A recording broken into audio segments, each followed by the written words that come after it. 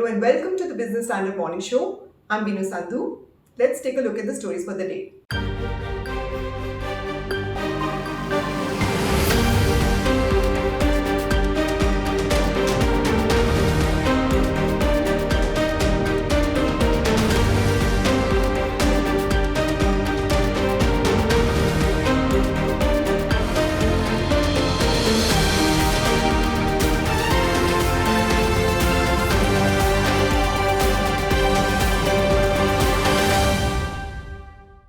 As a response to a falling rupee and rising current account deficit, the government is reportedly considering tariff hikes on non-essential imports. While no such decision has been made yet, it raises the question whether such import restrictions can achieve the desired results. Prime Minister Narendra Modi has espoused openness in trade, but a protectionist slant of the government has been evident over the past few years. Now, does India Inc. also favor protectionism? Let's find out in today's segment.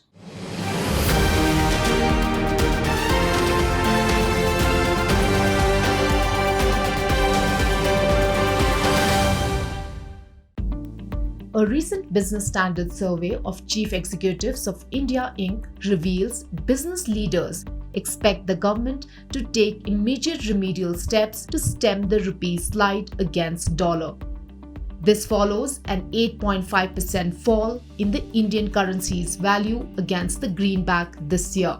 Vimal Kejriwal, CEO and MD of KEC International, an engineering, procurement and construction major, said the government should impose limits on importing non-essential goods and expediting dollar remittances for exporters, apart from easing norms for foreign investment. Others said they expect the government to impose a higher import tax on all non-essentials like cosmetics, gold and electronics in the near term.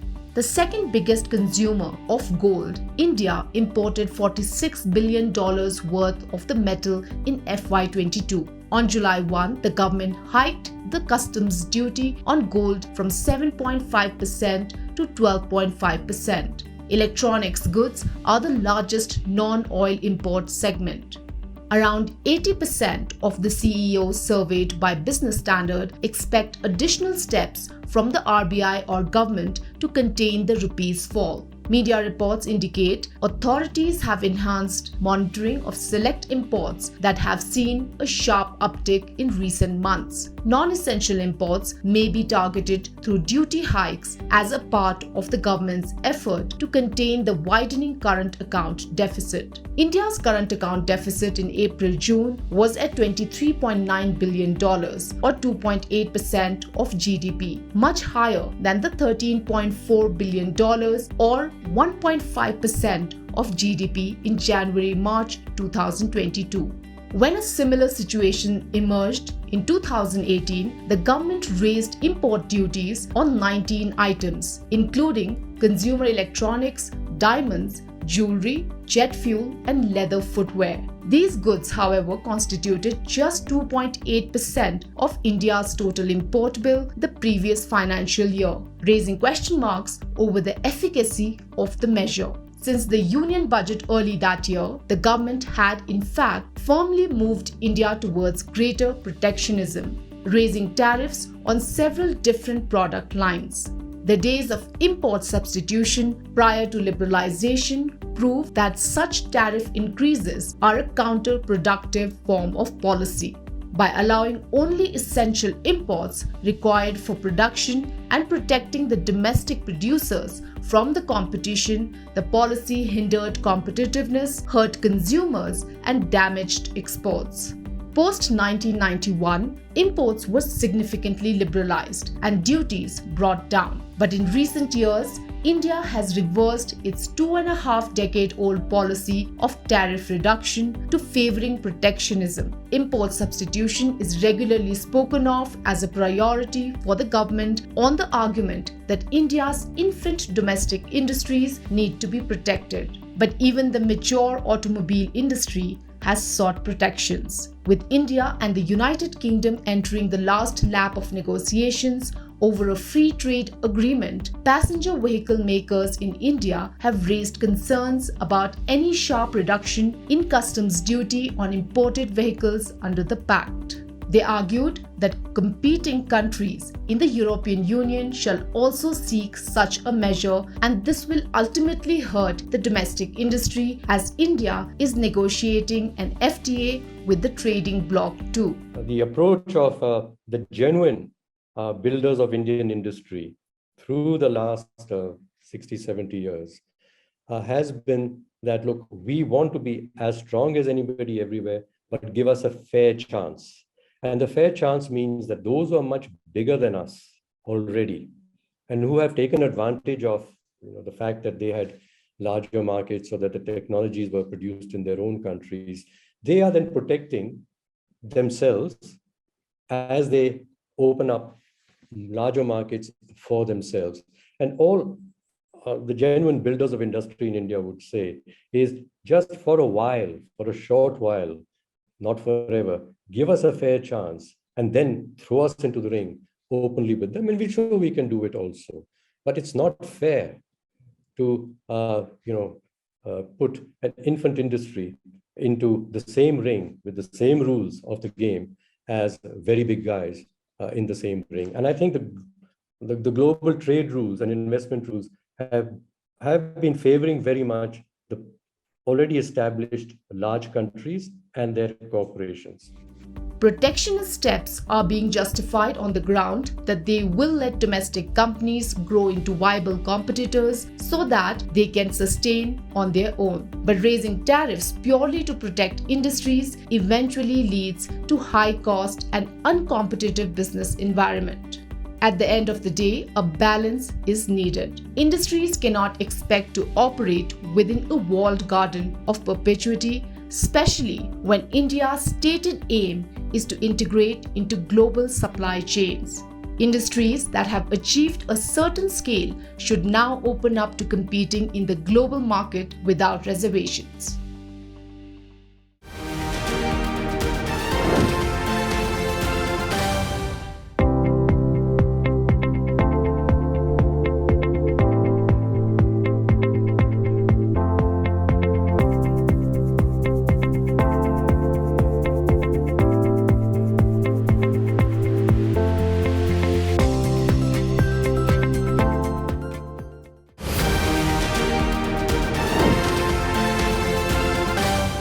While the government has been raising tariffs on different non-essential imports, India Inc. has its justification to back the move. The country continues to remain a bright spot on the global economic map.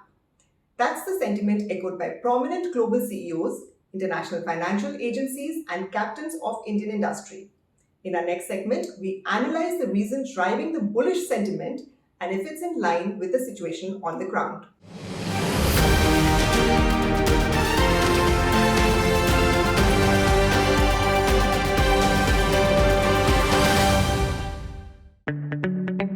Deutsche Bank CEO Christian Sewing recently told a financial daily that India is the shining star of the global economy, which is facing a decade of volatility due to the Ukraine war, global inflation, and supply chain disruptions. Apart from Sewing, Citigroup CEO Jane Fraser and JP Morgan CEO Jamie Dimon have also highlighted India's ability to reap benefits amid rising geopolitical risks, particularly from the recent shift in globalization patterns, which has seen Western companies take their supply chains away from China. IMF Managing Director Kristalina Georgieva also appeared bullish about India when she recently said that the country continued to be a bright spot in the global economy, despite global uncertainty and headwinds. At the start of September, HSBC Group Chief Executive Noel Quinn had told a financial channel that India is well positioned to become a major global supplier. He pointed at the new manufacturing plants coming up in India and how the government had created a politically stable environment on the domestic front. Looking beyond economic reforms like the GST as a reason for being bullish about India, he was confident that geopolitics was also at play and driving the readjustment in supply chains. India is more attractive today, but not entirely due to its own economic performance. Gautam Adani perhaps best explained why global CEOs were bullish about India in his keynote address at the recent Forbes Global CEO Conference. The the chairman of the Adani Group said that the global turbulence had accelerated India's opportunities. From a political, geostrategic, and market perspective, it had turned India into one of the few relatively bright spots. But he stressed that the term relatively was important, citing the worsening conditions in Europe, the United Kingdom's continuing slide, and China's increasing isolation. Adani also admitted that India was far from perfect, but he expressed his belief that India's real growth has only begun. This readjustment between India and other economies is quite evident. China, the world's economic engine, is set to see its economic output fall behind the rest of Asia for the first time since 1990. This is what the new World Bank forecasts have to say, highlighting the damage done by Beijing's zero-COVID policies and the meltdown in its property market. Meanwhile, Europe is preparing for a winter that will bring with it an energy crisis. The UK is beset by high inflation, which the Bank of England has struggled to moderate. Then there is the cost of living crisis. A few days back, the UK also saw its most dramatic currency crisis in recent history. Towards the end of September, an economist poll revealed that 3 in 5 Americans feel the US is in a recession. That's not to say all's well in India. Prompted by the lower than expected GDP growth in April-June, the RBI has revised the FY23 growth forecast to 7% from 7.2%. The inflation forecast of 6.7% for FY23 has also been retained despite a sharp drop in international crude oil prices. The Finance Ministry recently said that managing inflation and external sector pressures had taken precedence over growth. India's current account deficit in April-June was at $23.9 billion, or 2.8% of GDP. This was much higher than the $13.4 billion, or 1.5% of GDP in January-March 2022. India has been facing upward pressure on its import bill since the beginning of 2022 because of Russia's invasion of Ukraine. Expenditure on new projects has also slowed down for the second quarter in a row amid higher borrowing costs. According to CMIE data, there were new projects worth a cumulative 3.26 trillion rupees in Q2 FY23, much less than 4.39 trillion rupees in Q1 FY23 and 8.46 trillion rupees in Q4 FY22. Spending on new projects declined 4.4% on a year-on-year basis too, from 3.41 trillion rupees in Q2 FY22. So, why are foreign CEOs still bullish about India? All global multilateral agencies have given a very good picture in terms of our overall GDP growth.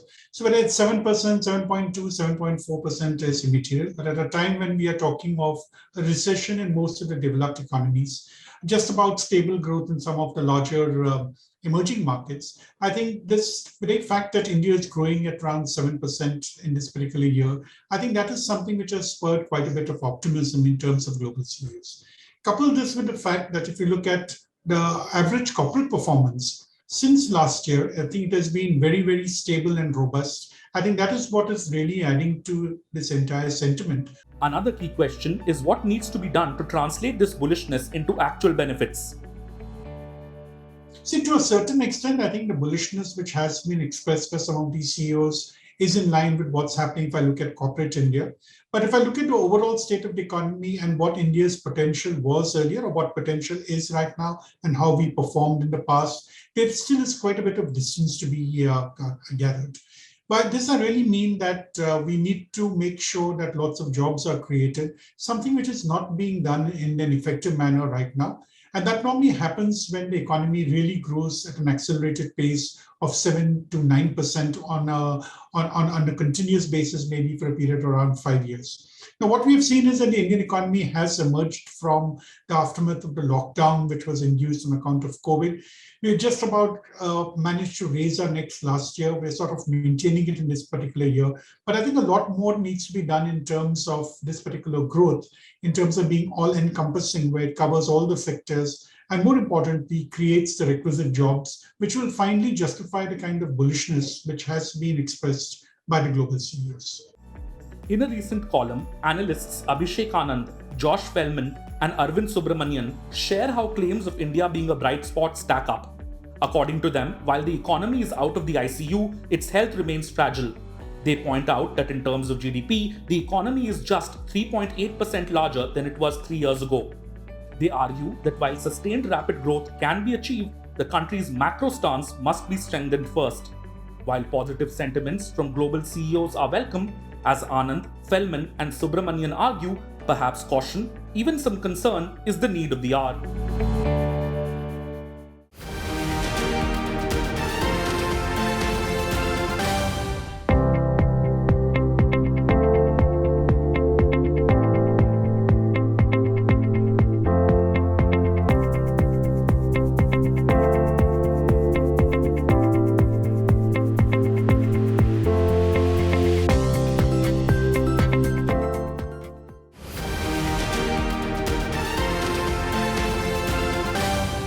Coming to markets, the government's 40% spike in natural gas prices is likely to have a mixed impact across related sectors.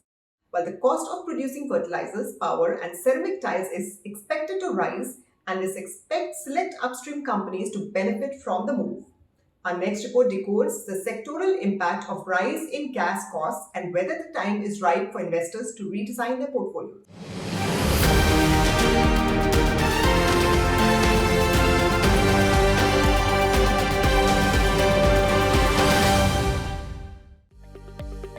The government hiked prices of domestically produced natural gas prices by 40% to $8.5 per metric million British thermal unit from $6.2 per metric million British thermal unit as global prices firmed up. Additionally, over 26% jump was applied to high pressure, high temperature gas prices to $12.5 per MMBTU. Analysts believe this would create pressure in the inflationary economy as the component is used to generate electricity, make fertilizers, and also converted into compressed natural gas to run automobiles. So far this year, prices of natural gas have soared over 81% to $6.65 in the global markets. Back home, spot natural gas prices have surged nearly 100% to 551 rupees per MMBTU during the same period, data from MCX suggested. For upstream producers like ONGC and Oil India, analysts expect every $1 rise in gas prices will lift their EBITDA levels in the range of 4% to 7%. Analysts pegged 19% upside in EBITDA levels for ONGC and 27% upside for Oil India by FY25. On the other hand, for city gas distribution companies, analysts do not expect these companies to absorb all cost increases. For each dollar per MMBTU gas price rise, city gas distributors need to raise CNG price by 4.7 to 4.9 rupees per kg for $2.5 per MMBTU price rise, and also for recent currency weakness, city gas distributors will need an immediate CNG price increase of 12 to 14 rupees per kg, says Bhaskar Chakraborty and Neeraj Todi of Jefferies. For fertilizer companies, analysts believe that the government subsidy bill will soak higher costs and no impact on related stocks will be seen for near term. However, the margin profile of tile manufacturers is likely to take a hit. See, the fertilizer stock will not have an impact because government will give extra subsidy. Now, for them, they need to operate on cost first, this thing. So I don't think, that will be an issue. The major impact will come from the tile manufacturer in Morbi, where it will have a very negative impact. That is what something we need to watch. See, tile manufacturer, yes, there will be impact. But already due to high gas prices, many people have gone out of the market. So unorganized sector people are getting hit more than the organized sector. Because India has turned as a major exporter of tile to Europe. Previously it was China. Due to lockdown and other problem in China, India has overtaken. So there is a market for them. So it will have an impact on margin temporarily, but any good correction would be an opportunity to buy. As regards today, FII flows, crude oil prices, rupee movement and global cues will continue to guide markets on Tuesday.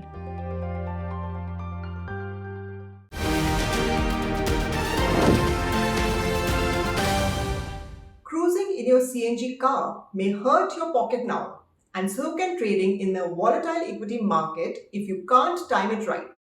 Now you need a Demat account to hold and help trade your shares, bonds and mutual funds. And there's another account called the trading account. Let's find out more about the two accounts and how they are different.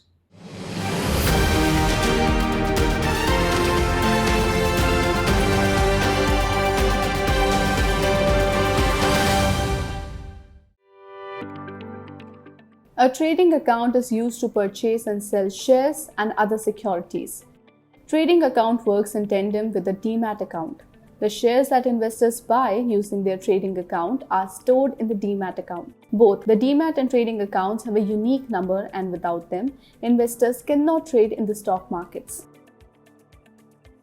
In the Demat account, investors can store their shares, bonds, government securities, and mutual funds in electronic form in one place, reducing the risk of theft or damage, just like how a bank account is used to store money or cash. During the online trading, shares are bought and held in a Demat account. Similarly, when shares are sold, they move out of the seller's Demat account to the new buyer's account electronically. It was introduced by the National Stock Exchange NSE in 1996. Since the start of the pandemic in 2020, there has been a stupendous rise in the number of Demat account openings, as technology has helped investors to open accounts within a few minutes. The Demat account of investors will show their current holdings in shares and securities, while the trading account will show the transaction that investors have carried out in the stock market. Having a trading account means having the ease and flexibility to trade through various stock exchanges and transfer the funds and equities in a hassle-free manner.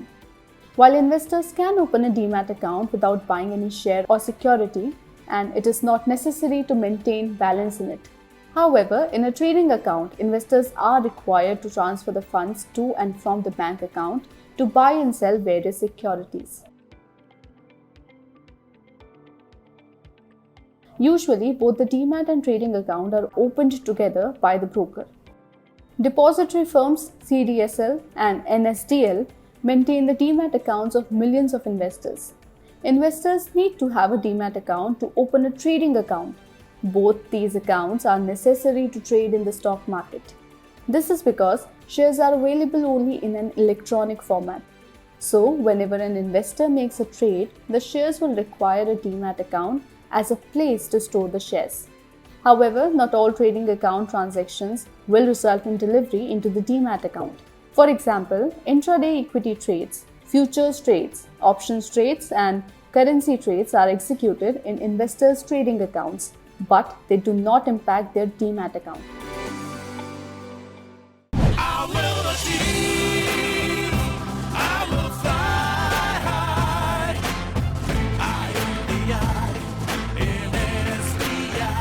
I'm backed by the nation's trusted bank, SBI, the banker to every Indian. That's all for today. For more news and analysis, please log into our website www.business-standard.com, and we'll also be back tomorrow morning with more.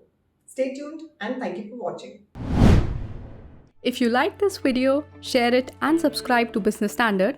For more news, views and insights, log on to www.business-standard.com. Do also follow us on YouTube, Twitter, Facebook, Instagram, Telegram and LinkedIn.